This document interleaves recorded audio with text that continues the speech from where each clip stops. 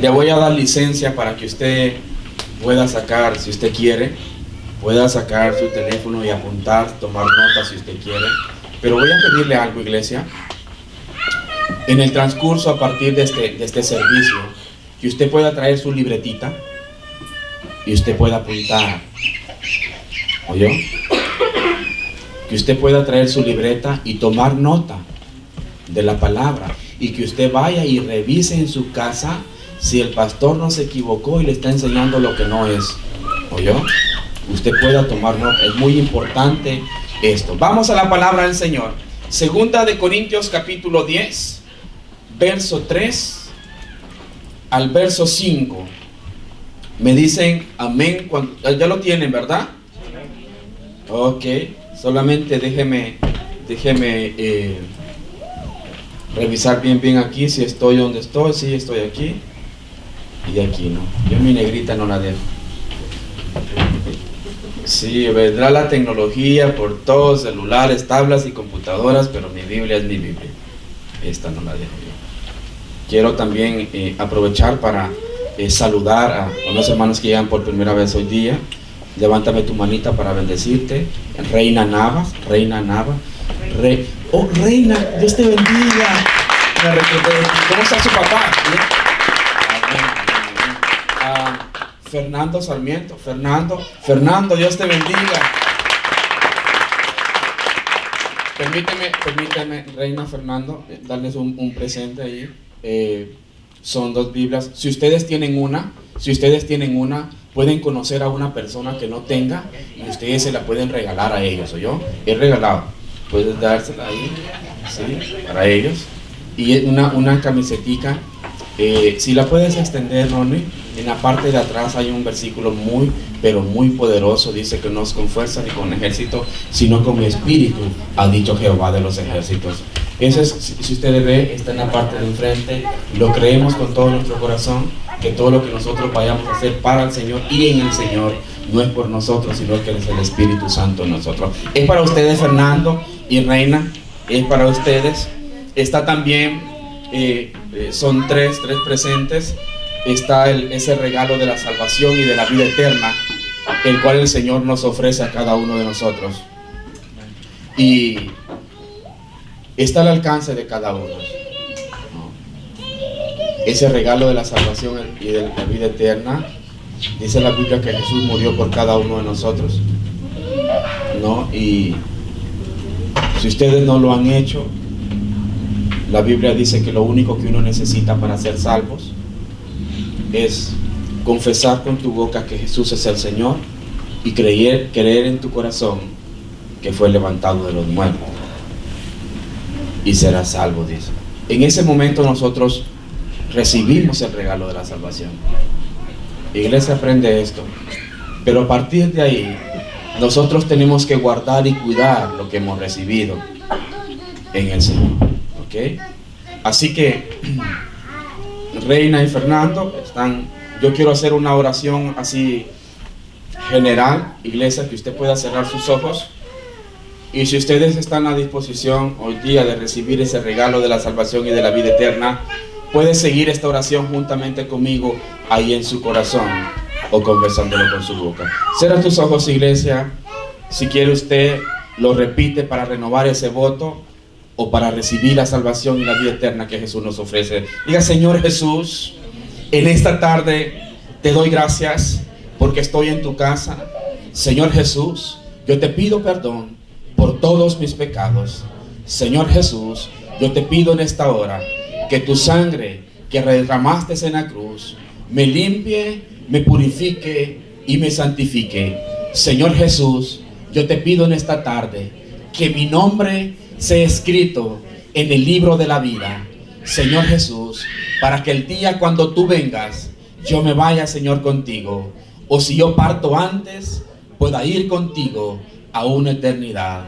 Padre, te doy gracias porque tú diste a tu Hijo Jesús para que muriera por mí, y Él es el pago de mi salvación y de mi vida eterna.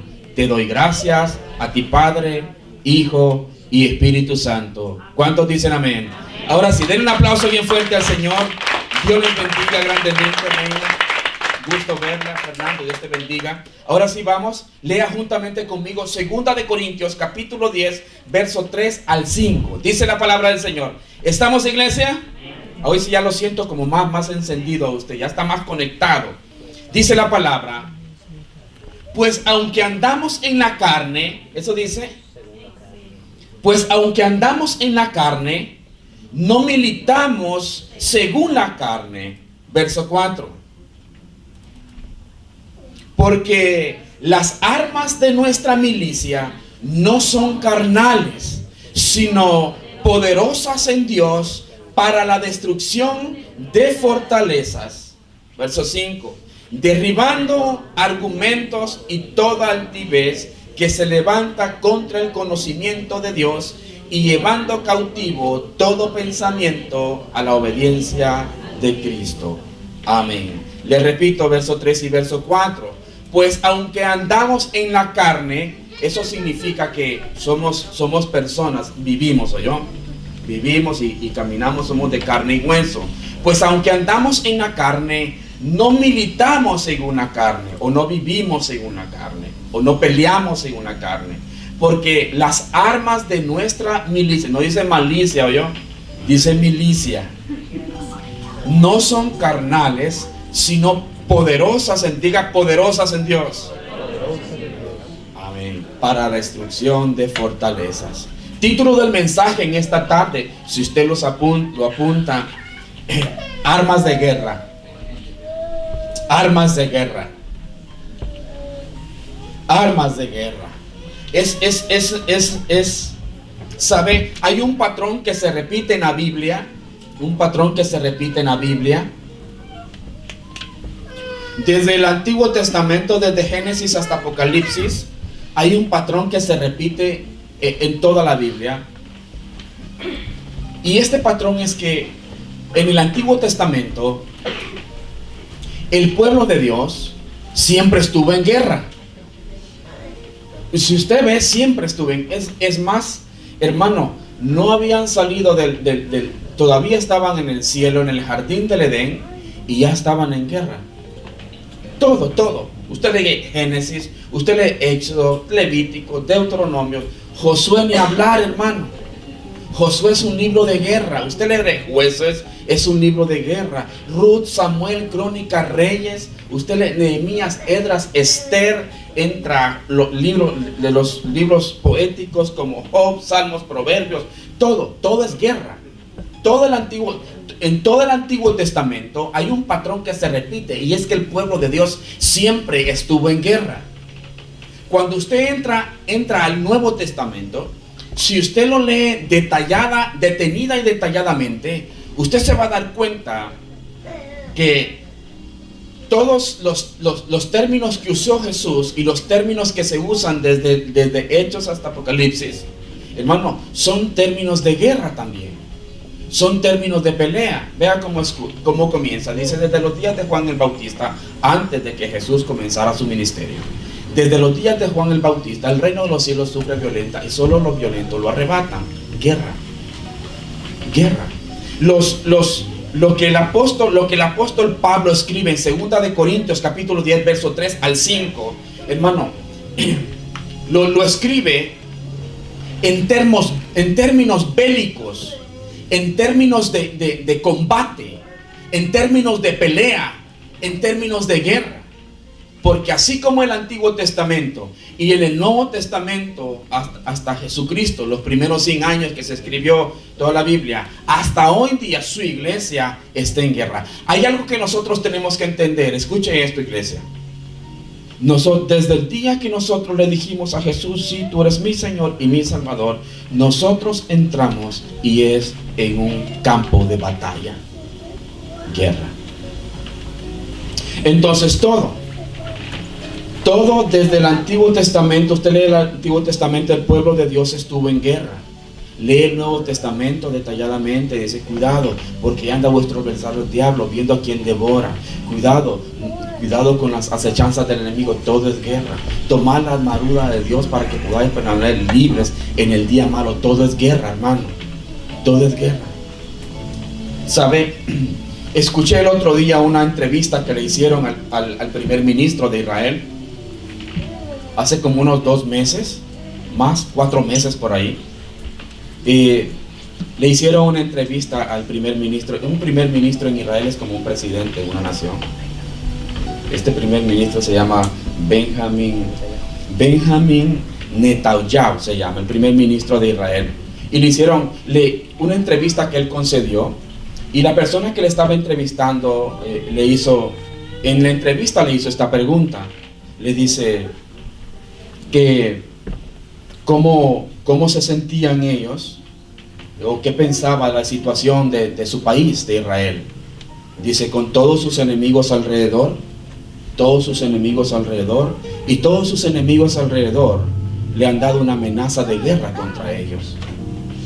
El entrevistador le hacía la pregunta al primer ministro de Israel, y le dice, ¿no tienen miedo o temor de estando rodeados de todos sus enemigos y que todos sus enemigos les amenacen de guerra? Entonces este hombre, el primer ministro de Israel, le contestó con una pregunta al que le estaba entrevistando, y le dijo, ¿usted no conoce la historia de mi país? Así le dijo, ¿usted no conoce la historia de mi país? Dice, desde que nosotros somos, todo el tiempo hemos permanecido en guerra. Siempre. Dice, todo el tiempo hemos permanecido en guerra. Todo el tiempo hemos estado en guerra. Todo el tiempo estaremos preparados para la guerra. Esa fue la respuesta que dio. Hace unos 4 o 6 meses por ahí le hicieron esta entrevista. Yo quiero decirte algo. Nosotros somos el pueblo de Dios. Nosotros somos su iglesia. Y usted tiene que entender que nosotros estamos, y es en guerra. Desde que Jesús vino, desde que nosotros le dimos la oportunidad a Él, nosotros entramos en un campo de batalla. Nosotros entramos en guerra. Ahora bien, escuche, no se asuste. No se asuste de que le digo que estamos en guerra. Usted no está en una guerra. No está en una guerra para, lo voy a meter en una guerra para ver si gana y para ver si pierde. No, Dios no no entramos ahí, o no entramos en Jesús para entrar ahí para ver si ganamos o para ver si perdemos. No. Quiero decirte que aunque nosotros estemos en una guerra, nuestra victoria está garantizada, porque hubo alguien que ya venció por nosotros en la cruz del Calvario, y su nombre es Jesucristo. Den un aplauso bien fuerte a Él. Amén. Pero tenemos que entender esto. Tenemos que entender, hermano, tenemos que entender que estamos en guerra. Aunque nosotros, usted conoce a personas que dicen, no, la verdad, yo no me meto con ninguno. Sí, usted no se mete con ninguno, pero hay alguien que le ha declarado la guerra desde que nosotros nos hicimos pueblo de Dios. Hay alguien que se ha ensañado a destruir el pueblo de Dios, la promesa de Dios, sus hijos, su pueblo, su iglesia. Nuestra nueva vida en Cristo, hermano, nuestra nueva vida en Cristo es una guerra. Todo es una guerra. Escuchen, y nuestros sueños, la semana pasada estuve hablando de rompimiento de nuestros sueños, de soñar, de tener metas, de tener anhelos, de tener planes, de diseñar algo específico en el Señor. Estamos en una guerra, y cada meta, cada sueño, cada anhelo, cada petición, cada oración, cada súplica, todo aquello que yo anhelo en mi corazón, escuche, es una batalla. Es una batalla. Una guerra es compuesta por muchas batallas. La guerra en la cual nosotros estamos, hermano, cada plan que usted tiene en el Señor, para cuando usted entra en ese plan, usted está entrando en un campo de batalla. Cada sueño que nosotros tenemos es una batalla. Cada petición que presentamos al Señor por una necesidad de nosotros, estamos entrando en una batalla. Es una batalla. El apóstol Pablo le dice a Timoteo, pelea la buena batalla de la fe. Y la buena batalla de la fe es aquello que nosotros hemos creído. que ha creído usted. Cuando usted comienza, le pide al Señor algo, esa petición significa, cuando yo hago esa petición, significa que entré en el campo de batalla de esa necesidad que yo tengo. Cuando usted ora, cuando usted se pone y le pide al Señor por su familia, usted está en guerra, en una batalla por su familia. Toda petición, toda súplica, todo anhelo es una batalla, y de cada una de ellas componen la guerra en la cual usted y yo estamos. Usted y yo tenemos que entender esto. ¿Sabe? Yo creo que por ahí puede haber en medio de nosotros, puede haber ahí como algún soldado desertor. ¿No sabe lo que es un soldado desertor? Es un soldado que no quiere ir a la guerra. Por allá se salió del ejército y ahora anda por ahí como camuflajeado, ¿no? Pero quiero decirle que un soldado desertor es un soldado que no tiene sueños, que no tiene metas, que no tiene anhelos, que no va al campo de batalla para pelear su guerra y para triunfar. Y si usted hasta hoy día ha estado viviendo sin metas, sin sueños, sin anhelos, sin planes, significa que usted dejó de pelear sus batallas. No estás en guerra. Prácticamente has sido vencido antes de comenzar a pelear. Pero este mensaje, iglesia, es para que usted y yo nos levantemos y comencemos a pelear en la guerra que el enemigo ha desatado contra nosotros. Comencemos a pelear y a ganar cada una de nuestras batallas. Por tus hijos, el que tiene, por tus hijos, tienes que pelear la batalla por tus hijos. Por tus hijos que no tienes, tienes que pelear la batalla por ellos para que vengan. Escuche, por tu matrimonio, tienes que meterte al campo de guerra y pelear la batalla por tu matrimonio. Por lo que tú has creído es una batalla. La fe, lo que has creído es una batalla, que si no peleas esa batalla, un día dejas de creer. Estamos en guerra, y esta guerra es compuesta por diferentes batallas. La situación en la que tú estés es una batalla que tienes que pelear. Ahora bien, los versículos que nosotros leímos, el apóstol Pablo habla en términos de guerra, en términos bélicos. Pero todo soldado que va a la guerra no va con las manos vacías, va equipado. Y yo quiero en esta tarde que tú entiendas o conozcas parte de las armas de guerra que Dios nos dio para pelear nuestras batallas y poderlas vencer en Cristo Jesús. ¿Cuántos dicen amén a eso? Ahora ven, dice, nuestras armas no son carnales. Versos 5, verso 4 dice, porque nuestras armas no son carnales, sino poderosas en Dios. Eso que no son carnales significa no son de este mundo. Hermano, las armas que Dios nos dio para pelear nuestras batallas y ganar la guerra no son de este mundo. ¿Qué significa que no son de este mundo? Significa que usted no va a agarrar, no va a ir a una armería y va a ir a comprar por ahí un arma, un revólver, a comprar un cañón, a comprar una bazooka o comprarse un tanque para vivir dentro de él. No. Cuando dice no son carnales, no son de este mundo, significa que usted no pelea como usted piensa. Es que yo creo que, es que yo aprendí que, es que yo sé. No, dice, no son carnales, no son de aquí. Si usted quiere pelear la batalla de la fe, las tiene que pelear con las armas que Dios le provee, no con armas humanas. No con armas humanas. Un día yo le di esa revelación a la pastora. Un sábado ¿Te acuerdas? Íbamos peleando para la iglesia, amor. No teníamos hijos todavía. Imagínense, yo, ¿cuánto fue que conté esto? ¿La semana pasada? No sé. ¿La semana pasada? Sí. Sí, hermano. Y cuando le dije, no pelees con tus armas, pelea con las armas de Dios. Yo le dije, ¿tú me quieres cambiar a mí? Le dije, no, deja que Dios me cambie. ¿Para qué dije así, hermano? No habían pasado, quiero ver, íbamos como a las 6, el culto fue a las 8, no habían, 3 horas habían pasado, cuando Dios ya me había puesto en mi lugar, después del mensaje, la predicación que dio aquí el pastor.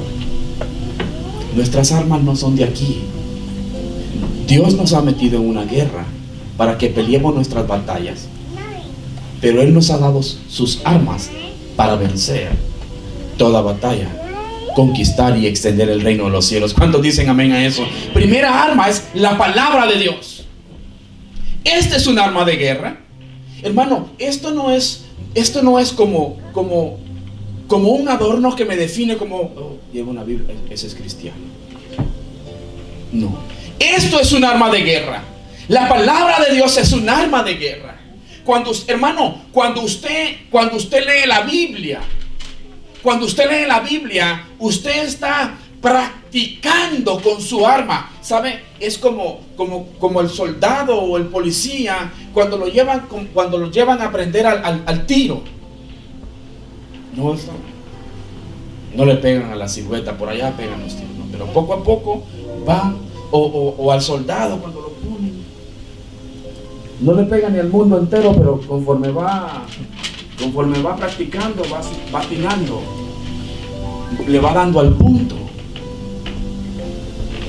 Cuando usted lee la palabra de Dios, cuando usted lee la Biblia, usted está practicando para la batalla que usted va a pelear. Usted se está volviendo experto con el arma que Dios le dio. Primera arma es la palabra de Dios. Cuando nosotros dejamos de leer la palabra de Dios, cuando nosotros dejamos de leer la Biblia, significa que nosotros quedamos sin arma para defendernos, sin arma para pelear, sin arma para vencer. La semana pasada estuvimos distribuyendo un plan de lectura de la Biblia. Le dimos, ya muchos hermanos nos dijeron, pastor, no nos dé una hoja de esas porque ya hemos diseñado nosotros el plan para leer la Biblia en un año. Yo dije, wow, yo me quedé sorprendido con varios de ustedes. Ya tenían el plan hecho. Y algunos, pastor, yo necesito. Ahí las distribuimos en todo. Leer la Biblia, hermano, es practicar con el arma que Dios te dio para que tú puedas vencer las batallas que tienes que pelear. Pero si usted llega, no, hijo, y por ahí, y todavía cuando viene y le dice a la esposa que le meta la Biblia en la bolsa porque pesa mucho, y por allá viene, no, si no se la da al niño, tráigamelo, y usted viene por ahí y está bien y la trae, pero no la abre, y no la abrió aquí y se la lleva, y el otro domingo que va a venir para la iglesia se le olvida dónde la puso y dónde puso la Biblia, y porque como no la abrió en toda la semana, no se acuerda dónde la puso el domingo.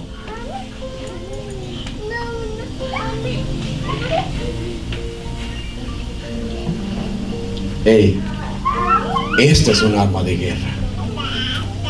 ¿Usted tiene su Biblia ahí? Levánteme su Biblia. No me voy a levantar el teléfono, por favor. Por ahí una gran tableta me va a levantar. Esa es su arma de guerra. Esa es su arma. Hermano, pero esta arma no funciona. ¿Se acuerdan las primeras películas de terror que habían, hermano? ¿Se acuerdan las primeras películas de terror? Ahora no asustan a ninguno. Eran de vampiros, ¿se acuerdan?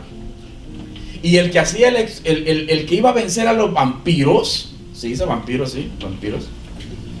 Él siempre llevaba una cruz y llevaba una Biblia y se le ponía la Biblia. Y el vampiro, ¿se acuerda usted? Y esas eran las grandes movies de terror que habían hace como unos recién cuando sí, y cada vez que le enseñaban la Biblia al vampiro, él se hacía así, y retrocedía y se iba. Pero yo no sé si los vampiros han como modernizado, porque ahora ya no se van, hermano. A los diablos usted no le puede enseñar la Biblia y que se va a ir. O no la puede abrir ahí en el Salmo 91 en su casa y que la lea el Señor, no por usted. No, yo he visto Biblias abiertas en el Salmo 91 en algunas casas donde yo voy. Y gloria al Señor, tremendo salmo. Pero imagínese un soldado poniéndose a dormir y pone su arma a la par para que el arma pelee por él. Lo mata el enemigo. Cuando nosotros leemos la palabra de Dios, estamos teniendo en la mano, en nuestro corazón, en nuestra boca, el arma que Dios nos dio para vencer, iglesia. Esto es poderoso. Dice el apóstol, por eso el apóstol dijo, nuestras armas no son carnales, sino que son poderosas en Dios para vencer, para ganar las batallas que nosotros peleemos, iglesia. Escuchen esto. Cuando nuestra hija Abigail no había nacido, solamente estábamos en los planes ahí. Cuando ella no había nacido, no sé si te recuerdas, amor. La pastora tuvo una infección en la sangre. Ella tuvo una infección en la sangre y estuviste como un tratamiento para esa infección de la sangre, ¿te acuerdas, amor?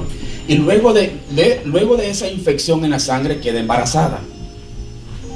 Y todo al nene, ya teníamos, y que era una niña. Pero de repente, en una de las citas al hospital, el doctor nos dice que la niña, por la infección en la sangre que ella había tenido, la niña venía con síndrome de Down. ¿Te acuerdas, amor? Y eso nos dijeron los doctores. Y nos puso a escoger si queríamos abortar la niña o la queríamos así. También nos dijo algo como, hay una opción, nos dice como introducir como un tubito por la parte donde está el feto y hacer no sé qué, pero hay como, eran más las probabilidades de que automáticamente pues era abortada la niña. Nos dejaron si queríamos tener una niña con un síndrome de Down o queríamos abortar la niña. Pero cuando salimos del hospital y lo primero que vino a mi mente fue la palabra de Dios. Brincó a mí que Dios es perfecto. ¿Usted ha visto esos cositos de plastilina que muchas veces le compramos a los niños para que jueguen y hagan figuras? ¿No? El mejor niño o el mejor hacedor de cositas de plastilina le sale chuecan las cosas, pero a Dios no. Y venía ese salmo que dice, mi embrión vieron tus ojos. Y venía esa palabra y yo dije, no, la niña va a nacer, porque Dios es perfecto. Y ahí nos sentamos, ¿no? Que desechamos todo pensamiento de abortarla o que iba a nacer de síndrome de Down. Y no. A los 5 meses nació Abigail, la niña más bonita de la iglesia de Cristo Reina en Nua. Perdón, los que tienen una niña. Cuando ella crece, tenía 3 años. Ella comienza a ir a preschool. Y en el 2º año de preschool, supuestamente los maestros, se dieron cuenta que ella no tenía la capacidad de aprendizaje. Ella no podía hacer más de 2 cosas y retenerlas. Hacía una y se les olvidaba. Y después decía, ella repetía lo mismo. Dice, ¿usted se ha dado cuenta que la niña repite lo mismo? Repite lo mismo. Como, por ejemplo, yo traje una camisa pink. Yo traje una camisa pink. Yo cargo una camisa pink. Todo el día, dice, ella repetía lo mismo. Y se pusieron de acuerdo en el hospital. Este testimonio lo he contado mucho, pero va con lo que yo quiero enseñarle hoy día. se reunieron varios, 7 tipos diferentes de doctores y vieron el diagnóstico, y el diagnóstico era de que Abigail tenía todas las discapacidades para aprendizaje y para retener en su coeficiente intelectual era menor de lo menor que podía. Y nos lo dieron. Yo perdí ese papel, yo lo tenía guardado, y nos dieron en el papel todos los síntomas y lo que la niña tenía. 7 diferentes tipos de doctores en la escuela donde ella estaba. ¿Sabe qué hicimos?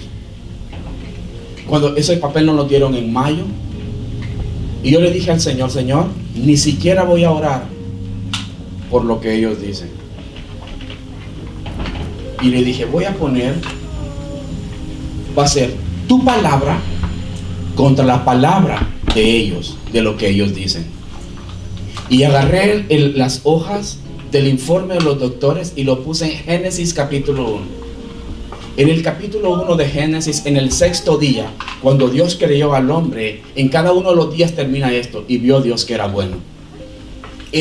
Hermano, esa fue la palabra con la que yo peleé esa batalla. La metí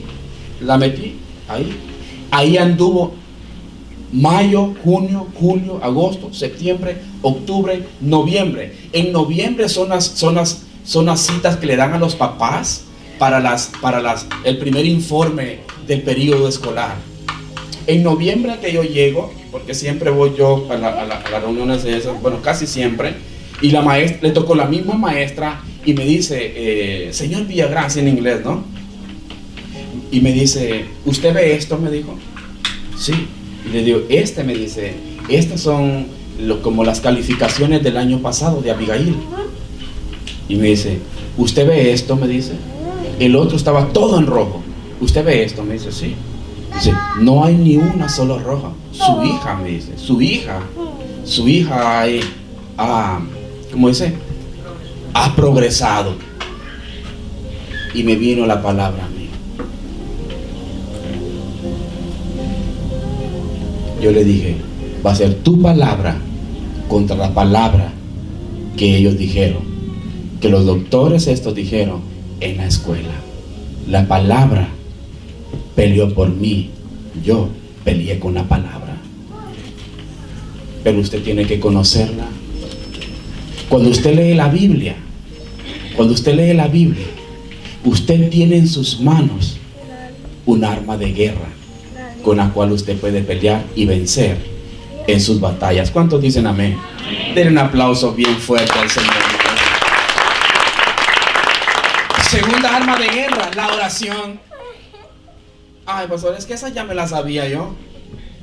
Sí, pero no guarde el arma, entonces sáquela.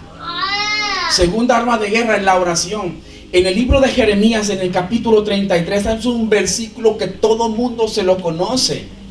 La Biblia dice en Jeremías capítulo 33, verso 3, nos manda a clamar a Él, y la promesa es que Él va a responder a nosotros. Él va a responder a todo aquel que clama. La oración es un arma de guerra. Hermano, la oración no es algo que yo hago solamente. La oración no es algo opcional que la iglesia tiene. La oración no es algo que si me queda tiempo oro. No, la oración es un arma de guerra. Nosotros tenemos que verlo, entenderlo de esta manera. La oración es un arma de guerra. Cuando usted ora, usted está en el campo de batalla. Cuando usted continúa orando, usted sigue en el campo de batalla. Cuando usted deja de orar, usted se aparta del campo de batalla. Y cuando usted persiste en dejar de orar, usted ya está derrotado, porque dejó de pelear. La oración es un arma de guerra. Cuando yo suelto la oración, cuando yo dejo de orar, cuando yo dejo de persistir en oración, cuando yo dejo la oración, yo dejo el arma de guerra con la cual Dios me dio para que yo peleara mis batallas y venciera en ellas. Si usted ha dejado de orar, usted soltó el arma. Escuche, para cada batalla hay un arma dada por Dios para que nosotros la peleemos. Con Abigail, la mía fue la palabra. La oración es un arma de guerra, pero no la oración que hago. Oro porque como todos oran. Esa no es la oración como un arma de guerra. No la oración que hacemos porque oro porque como tengo que orar, porque dicen que tengo que orar. Esa no es una oración como un arma de guerra.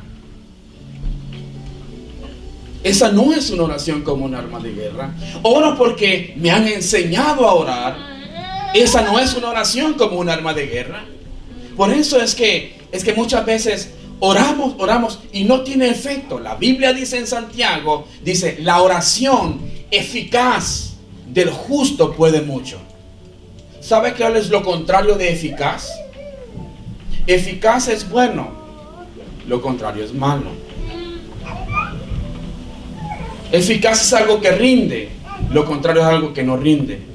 Eficaz es algo que produce, lo contrario es algo que no produce. La Biblia dice, la oración eficaz del justo puede mucho. Es aquella oración como un arma de guerra. Es aquella oración que yo hago pensando no en que tengo que orar, no en que todos oran, no en que debo de orar, sino que sabiendo, entendiendo que lo que yo estoy haciendo es tomar mi arma de guerra para pelear las batallas que yo tengo que pelear y salir victorioso en el Señor. ¿Sabe?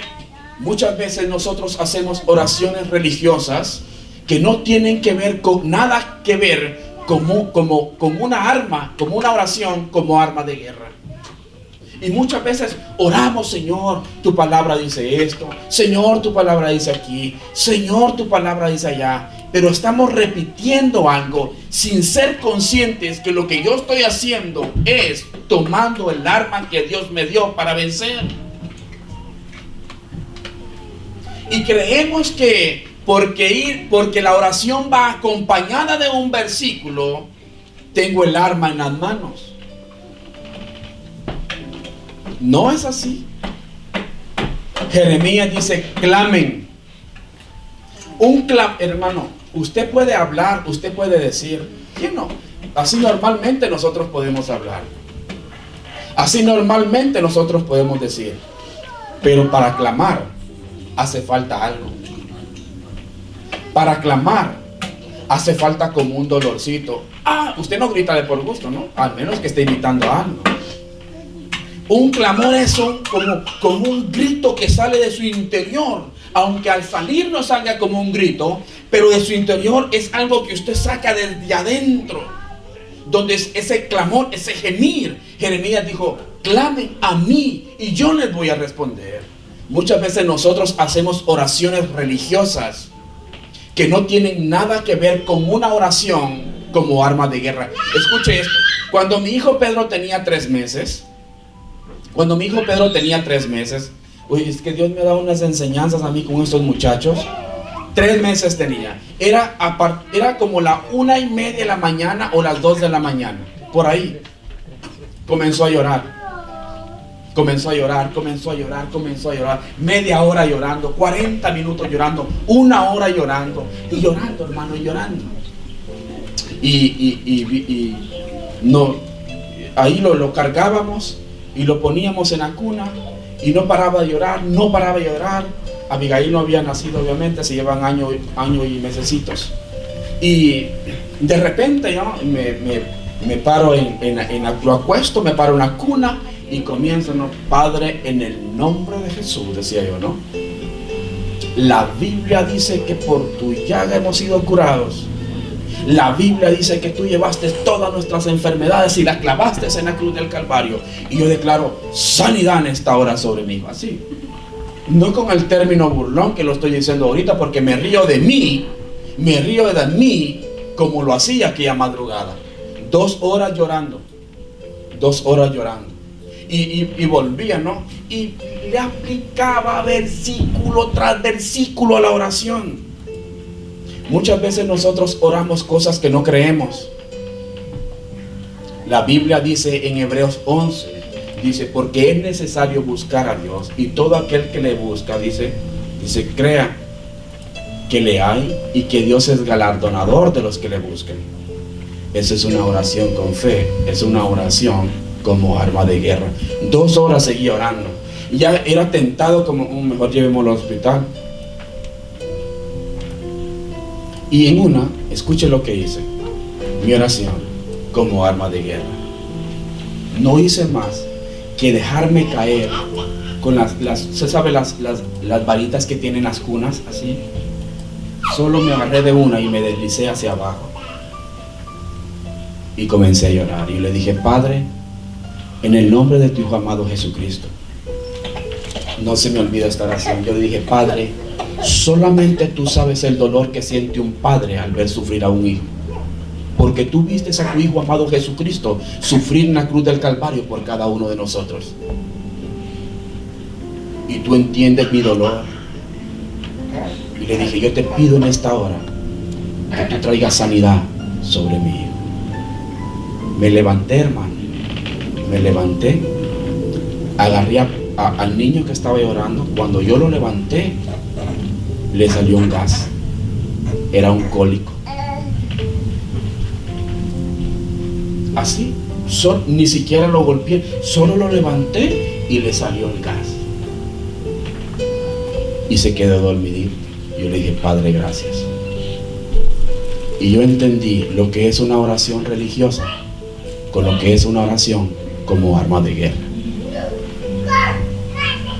Es aquella que trae, ese quebrantamiento. La fe en la oración no está en ti. Pero si yo declaré todos los versículos, no se trata de eso. Se trata de que lo que yo estoy orando es el arma con la cual Dios me dio para yo pelear las batallas y vencerlas. ¿Cuántos dicen amén a eso? Denle un aplauso bien fuerte al Señor.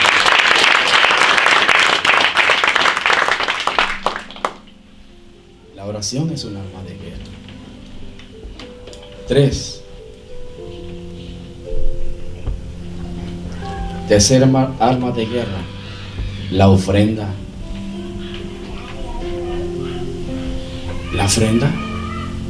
La ofrenda es un arma de guerra. Una ofrenda puesta en el altar es un arma de guerra. Sí, lo dije bien. Una ofrenda puesta en el altar es un arma de guerra. ¿Sabe? Hoy se ha manoseado mucho esto. Traiga una ofrenda y reciba el milagro. No se trata de eso. No se trata de comprar a Dios con dinero. Pero una ofrenda en el altar es un arma de guerra. Cuando el pueblo de Israel, eso está en toda la Biblia, hermano, estaban enojados con Dios, traían una ofrenda de paz. Le decían ofrenda de comunión también. Y la traía esa familia, y esa familia comía. El sacerdote sacrificaba lo que iba a sacrificar, comía el sacerdote, y después toda la familia comía. Una ofrenda al altar. Peleaba las batallas por ellos. Escuche, es más, nosotros lo hacemos y nos damos cuenta. El diezmo es una ofrenda. ¿Sabe qué hace el diezmo? Mueve la mano de Dios para que Él pelee por nosotros y venza al devorador, para que el devorador no nos robe lo que Dios ya nos dio. Quite esa ofrenda del altar, y ¿quién va a cuidar lo tuyo? Una ofrenda en el altar es un arma de guerra. La ofrenda es un arma de guerra. La ofrenda es un arma de guerra. No lo hemos visto de esta manera, pero la ofrenda es un arma de guerra. Hay una historia aquí. Venga conmigo en Samuel, 1 Samuel capítulo 7, verso 7 en adelante. La Biblia dice que los asirios habían rodeado a todo el pueblo de Israel. Lo tenían sitiado todo. Entonces comienzan a hacer una oración y le hablan: Señor, todo lo que tú hiciste por nosotros, tú nos diste esta tierra. Yo le parafraseo mientras usted encuentra 1 Samuel capítulo 7 versos, yo le digo después. Y comienzan a hacer la oración. No sé si es Samuel o el rey, y les comienza a decir: tú nos diste esta tierra, tú las entregaste, Señor, y ahora estos hombres vienen a querernos despojar de las promesas de la tierra que tú nos diste a cada uno de nosotros. Te pedimos que Entonces los sirios tienen sitiados al pueblo de Israel para la guerra. Y en todo ellos hay como temor, porque el ejército era grande. Entonces dice la Biblia, 1 Samuel capítulo 7, verso 7, escuche, dice: cuando oyeron los filisteos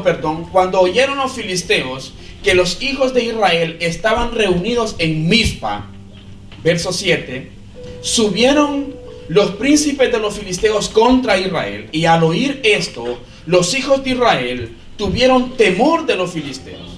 Entonces dijeron los hijos de Israel a Samuel: no ceses de clamar por nosotros a Jehová nuestro Dios, para que nos guarde de la mano de los filisteos. Verso 9, escúchelo, o lo lee en la pantalla. Dice: y Samuel tomó un cordero de leche y lo sacrificó. Esta es la ofrenda en el altar.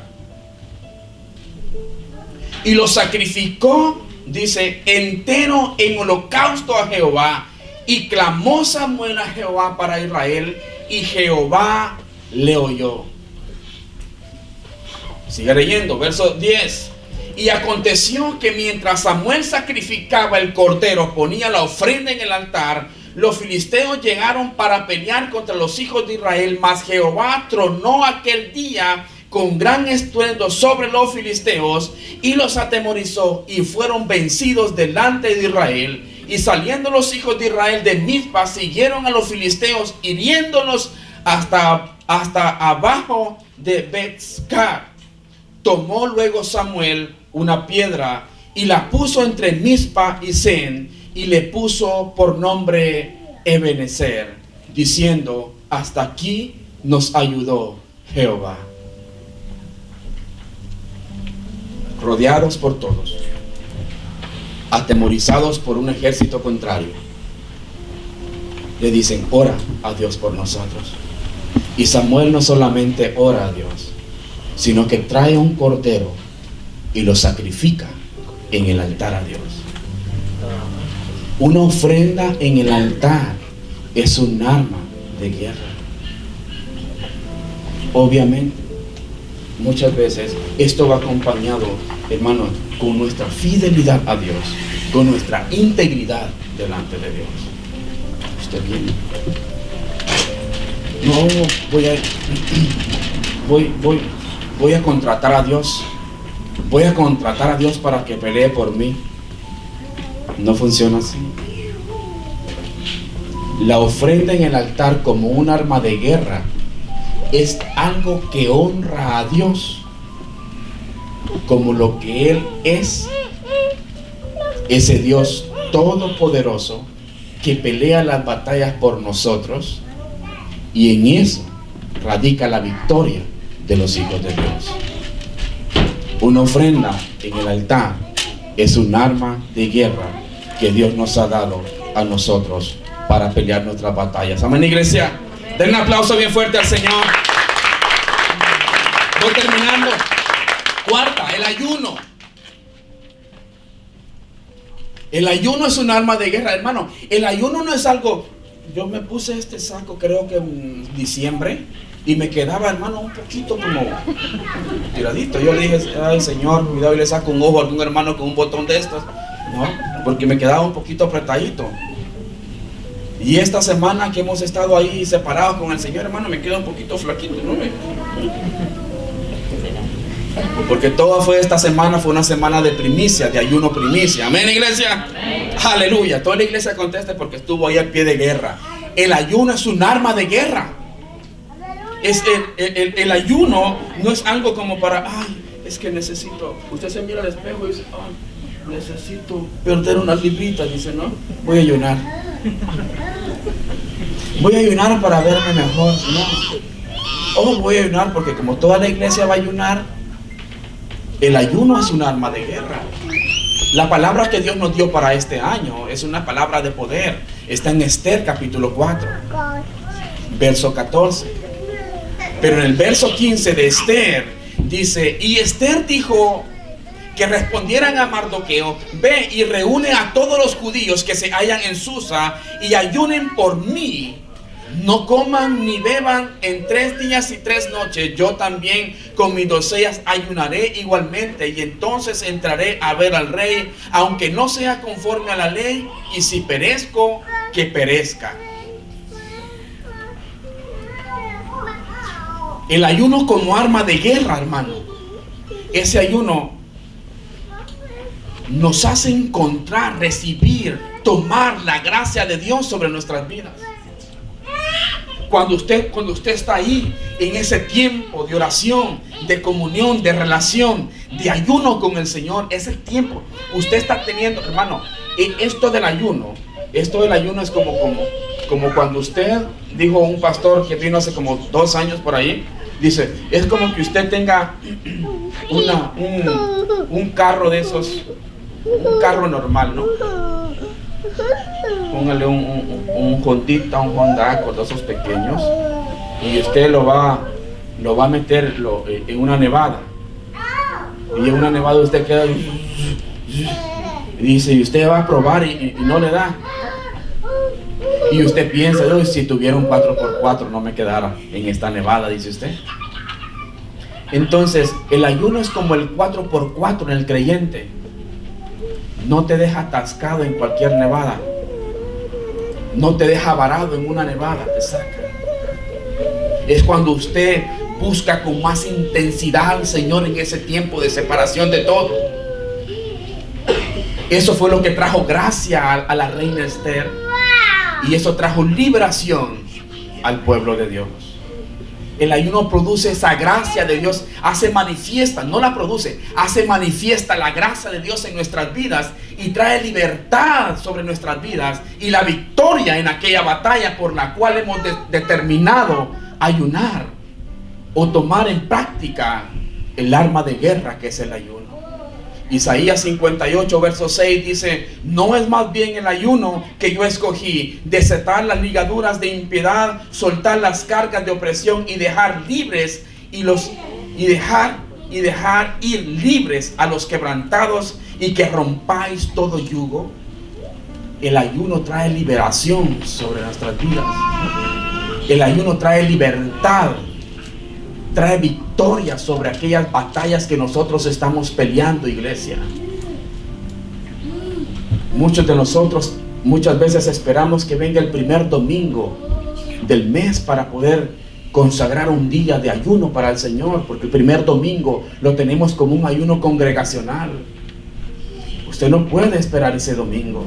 Si hay una batalla que usted está peleando ahí y le está dando y ve como que no tiene la victoria, como que usted está siendo vencido, usted necesita, aplique otra arma. Tal vez lo ha estado haciendo con la palabra, declarando la palabra, tal vez lo ha estado haciendo con el ayuno, tal vez ha puesto una ofrenda como arma de guerra en el altar. No, entonces puede ser el ayuno, que pueda haber ese rompimiento para que usted tenga la victoria en aquello que usted está peleando. El ayuno es un arma de guerra. ¿Cuántos dicen amén? Den un aplauso bien fuerte al Señor. La última, y no es que solamente estas hayan, esta voy a tocar por hoy día: la alabanza y la oración y la adoración. Hermano, dice en Isaías capítulo 30 verso 32, dice, cada golpe de la vara justiciera que asienta Jehová, sobre él será con pandero y será con arpa. En batalla de tumultos pelearás contra ellos, dice la Escritura. La alabanza y la adoración es un arma de guerra. Iglesia, cuando tú alabas y adoras a Dios, estás en el campo de la batalla, peleando tu batalla y esperando tu victoria. Pero cuando tú reniegas, cuando tú te quejas, esa es alabanza y adoración al enemigo, hermano. Él recibe eso. Él recibe eso y lo trae delante de Dios. ¿Ves cómo se queja tu hijo? ¿Ves cómo reniega de ti tu hijo? ¿Ves cómo habla de ti tu hijo? Quejas. renegar y quejarse es como alabanza al oído del enemigo. Pero cuando hay en usted hay cántico, hay adoración, hay alabanza, hermano, usted está peleando. Cuando en medio de esa situación, de esa circunstancia, usted comienza a alabar, usted comienza a cantar, usted comienza a glorificar a Dios, hermano, es cuestión de tiempo para que la victoria llegue a su vida. ¿Cuántos de nosotros hemos renegado un tiempo difícil? ¿Cuántos de nosotros hemos renegado en circunstancias difíciles? ¿Cuántos de nosotros nos hemos quejado de Dios muchas veces? Porque no nos salen las cosas, porque nos da mal, porque me está pasando esto, porque me está pasando lo otro, por esta situación que me está pasando, por esta situación que me está aconteciendo. ¿Cuántos hemos renegado y nos hemos quejado de Dios? Es en ese momento que yo tengo que tomar el arma de guerra que Dios me dio, la alabanza y la adoración, y comenzar a glorificar a Dios. La Biblia dice en el Salmo 22 que Dios habita en medio de la alabanza de su pueblo. Ahí está Él. Wow, y cuando usted alaba a Dios, hermano, en medio de esas circunstancias, todo aquello que oprime su vida, todo aquello que entristece su vida, todo aquello que se está levantando en contra de usted, tiene que huir.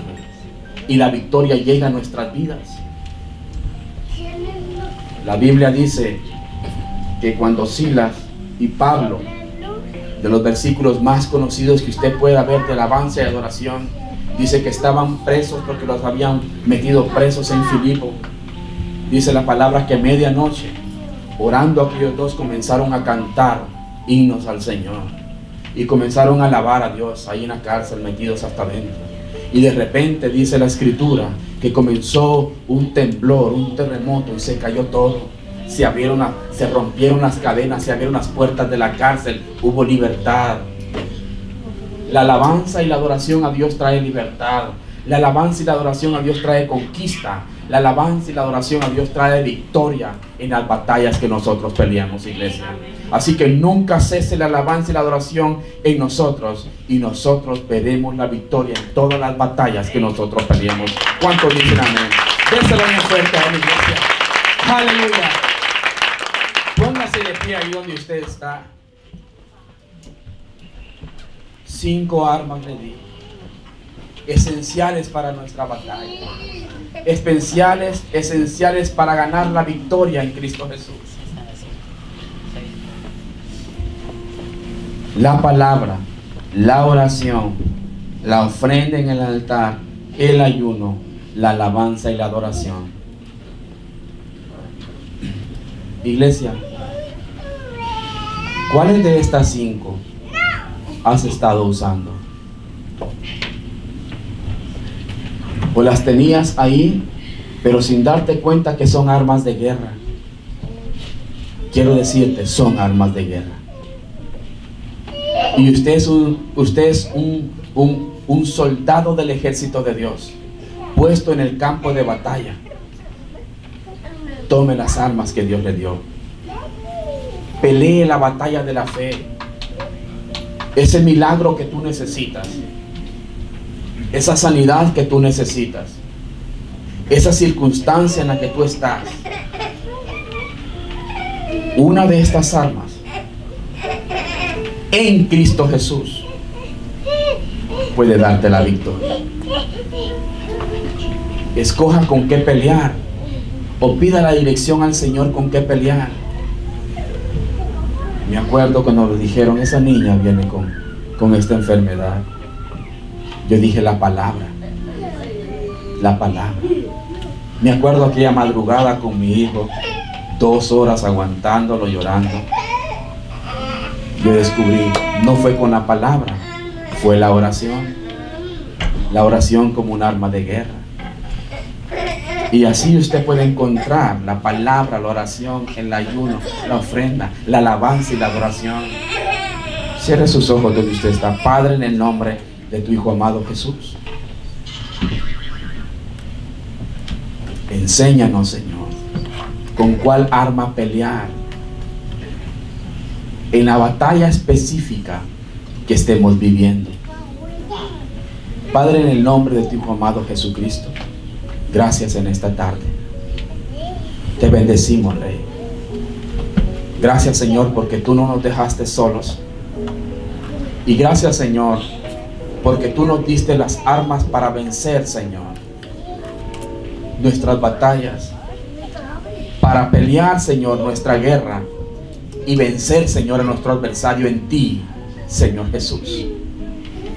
Te damos gracias, Padre de la gloria. Espíritu Santo, yo te pido en esta hora que cada una, Señor, de estas armas sean tomadas, Señor, por tus hijos, Señor, que están escuchando, Señor, este mensaje, Señor, en esta hora. Padre, en el nombre de tu Hijo amado Jesús, Espíritu Santo, adiéstranos, Señor, para la batalla, porque nuestra victoria es para gloria tuya, Señor Jesús, y tu gloria son nuestras victorias. Oh Padre, gracias. Como iglesia, Señor, como iglesia, que peleemos, Señor, toda batalla de la fe para extender tu reino, Señor, en las ciudades, Señor, donde estemos, para que aquellos que no te conocen, Señor, puedan conocerte, puedan recibirte como Señor y Salvador, para que tu nombre sea glorificado y exaltado, Señor, para que tu reino se extienda y tu venida, Señor, se acerque. Padre, te damos gracias en el nombre de tu Hijo amado Jesucristo. Te bendecimos y te exaltamos a ti, Padre, Hijo y Espíritu Santo. ¿Cuántos dicen amén? Aleluya. Den un aplauso bien fuerte al Señor, iglesia. Dios te bendiga. Dios te guarde. Nos vemos la próxima semana.